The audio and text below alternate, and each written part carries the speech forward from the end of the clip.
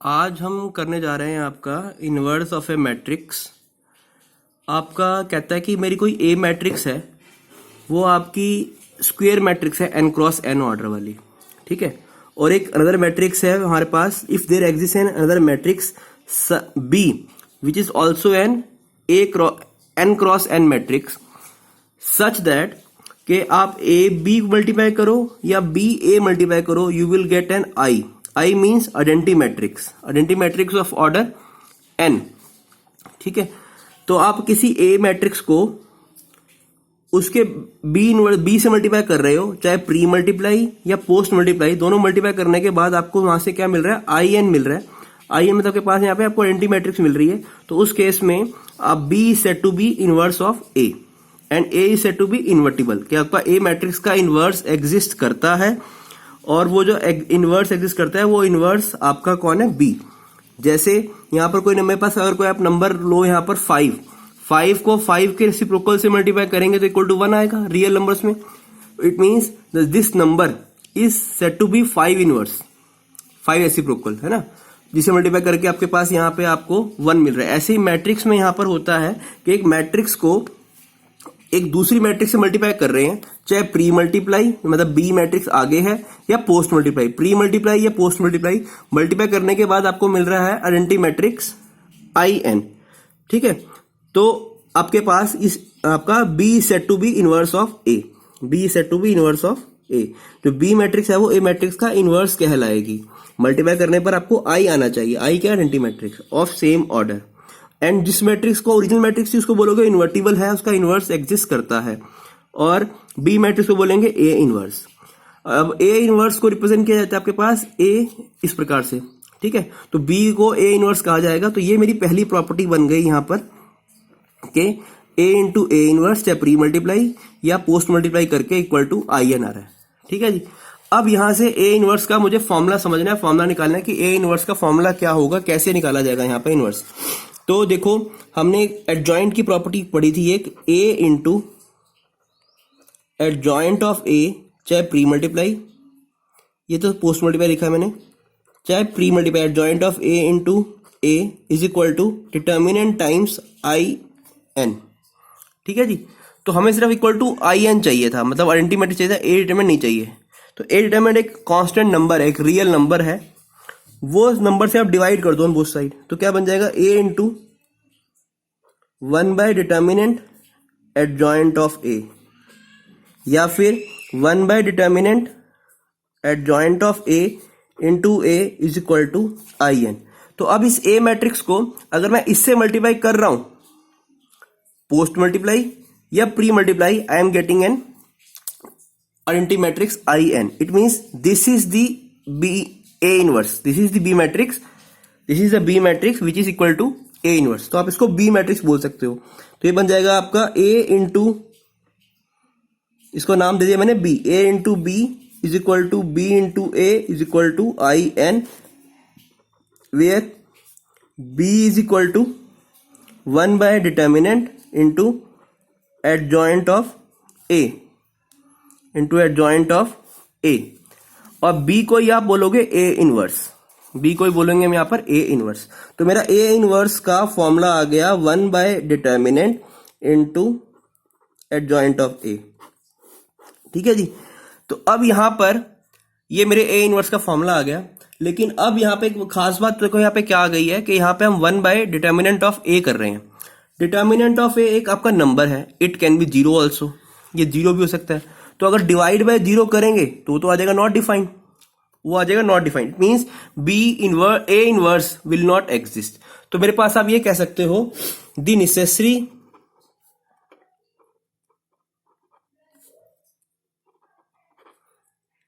And sufficient condition for a square matrix A to be invertible is that A is non-singular matrix. It means determinant of A should not be equal to zero.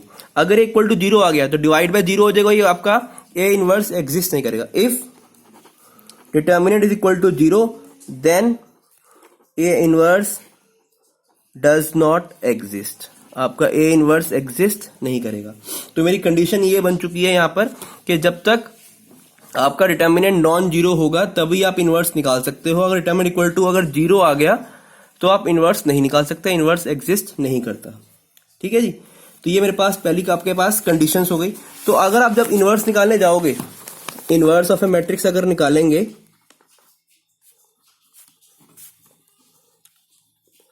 तो मेरे पास क्या step बन जाएंगे। मेरा पहला step होगा find the determinant. आपका पहला स्टेप होगा आपके पास डिटर्मिनेंट निकालना।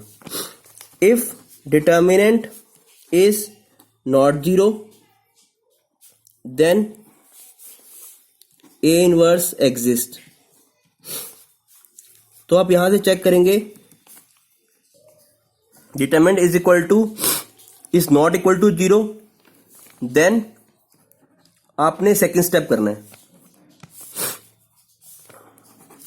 देन सेकंड स्टेप क्या होगा, आपको निकालना है एडजॉइंट।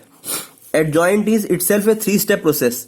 तो पहला स्टेप होगा आप माइनर निकालेंगे, सेकंड स्टेप करेंगे कोफैक्टर्स निकालेंगे, थर्ड स्टेप होगा उसका ट्रांसपोज करेंगे। तो ये तीनों स्टेप करने के बाद आपको आएगा एडजॉइंट, आपका आ जाएगा एडजॉइंट ऑफ ए। तो उसके बाद मेरा इनवर्स निकालने का फॉर्मूला है 1 by determinant into adjoint of A. तो आपकी एडजॉइंट ऑफ ए को वाली मैट्रिक्स को बाहर जो है डिवाइड करके दिखा देंगे यहां से कि आपके पास बाहर आपका कोफिशिएंट आ जाएगा 1 बाय ए डिटर्मिनेंट। ठीक है जी, अब इसकी कुछ प्रॉपर्टीज आ रही है मेरे पास, प्रॉपर्टीज ऑफ ए इनवर्स। पहली प्रॉपर्टी तो ये है जो हमने लिखी थी, A into A inverse, A inverse into A is equal to I N equal to, मेरे पास आपका आई एन हो जाता है। आपके पास आई मतलब identity matrix of nth order. Second property है यहां पर इसकी कि आपको अगर ट्रांसपोज का इनवर्स निकालना है, ट्रांसपोज का इनवर्स निकालना है तो आप कैसे निकाल सकते हो, इनवर्स का ट्रांसपोज करके। मतलब आप ट्रांसपोज करके इनवर्स निकालो या इनवर्स निकाल के ट्रांसपोज निकालो, you are getting one and same answer, उसका आंसर सेम आएगा। ठीक है जी। थर्ड प्रॉपर्टी है मेरे पास यहां पर, ए की पावर एन का इनवर्स निकालना है आपको, ए की पावर एन का इनवर्स निकालना है हमें, तो वो बन जाएगा इनवर्स की पावर एन, इनवर्स की पावर एन। अब मतलब मुझे अगर ए स्क्वायर का इनवर्स निकालना है तो वो कह सकता है कि मैं इनवर्स पहले निकाल लूं उसके बाद स्क्वायर कर दूं। स्क्वायर कैसे करोगे, ए इनवर्स इनटू ए करके। तो एन कुछ भी हो सकता है, यहां पर ए क्यूब निकालना है, ए कुछ भी निकालना है, पहले इनवर्स निकाल के उसका भी क्या कर सकते हो। नेक्स्ट मेरे पास है आपके पास, आपको अगर ए इंटू बी मल्टीप्लाई का इनवर्स निकालना है तो यहां पे ऑर्डर रिवर्स हो जाएगा, B inverse into A inverse. इसका आप 3 पार्ट्स में दे सकते हो आप, ए बी सी तीनों को मल्टीप्लाई का आपको इनवर्स निकालना है तो बन जाएगा C inverse, B inverse, A inverse. तो पूरा आपके पास ऑर्डर जो है आपके रिवर्स ऑर्डर में चलेगा। ठीक है। नेक्स्ट मेरे पास है, आपको इनवर्स का डिटर्मिनेंट निकालना है, इनवर्स का डिटर्मिनेंट निकालना है, वो होगा डिटर्मिनेंट का इनवर्स, माने 1 बाय डिटर्मिनेंट, 1 बाय डिटर्मिनेंट। तो आप ये कह सकते हो कि मेरे पास अगर ए मैट्रिक्स का डिटर्मिनेंट अगर 5 है तो इनवर्स का डिटर्मिनेंट जो होगा 1/5 होगा। ठीक है, इनवर्स का जो डिटर्मिनेंट होगा वो आपका आ जाएगा 5। कोई डाउट बेटा, यहां तक समझ आ जाएगा ना, यहां तक क्लियर है। ठीक है। नेक्स्ट हमारे पास इसका है यहां पर मैं आपके पास प्रॉपर्टी के आपका inverse of every square matrix if it exists